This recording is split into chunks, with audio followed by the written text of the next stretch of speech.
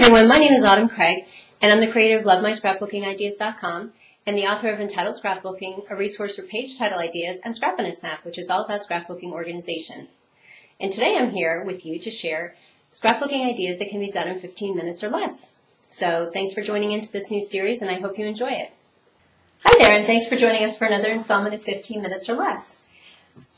Maybe you've seen on other people's albums when they have a few too many photos, they use one of these little stick-on flip albums that they put on the outside of a page protector to kind of add a few more extra photos that people can kind of flip through. So what we're going to do is we're actually going to make one of those today. Maybe you've seen them and you haven't seen them in the stores and you'd like to try one, but this is a very simple technique to use. I'm just going to use my paper trimmer, and I'm going to cut off where the holes are. And you might ask, where did I get this?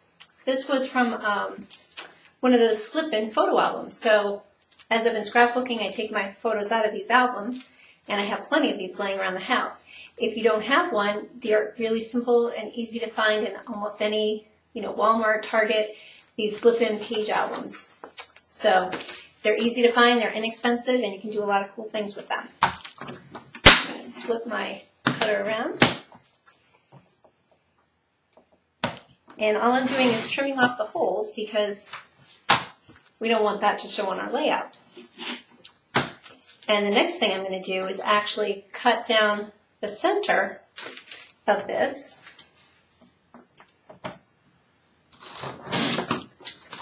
So now I have two pieces. And I'm sure most of you have this double-sided tape. If not, you can use any double-sided tape. I like this little thin strip because it makes it a little bit easier. And what I'm going to actually do is where this folds, I'm actually going to put a piece of the tape. And my goal here is to make it lay flat.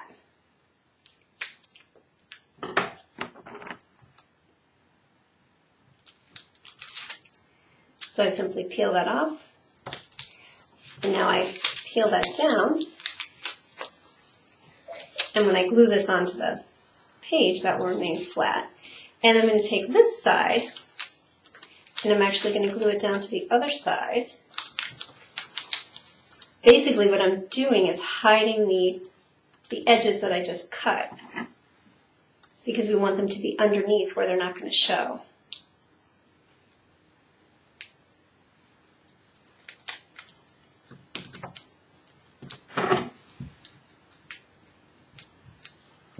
And you can easily pre-cut your strips to whatever length you want. I'm trying to cover the bulk of this. Sometimes it's a little hard to get the edge started.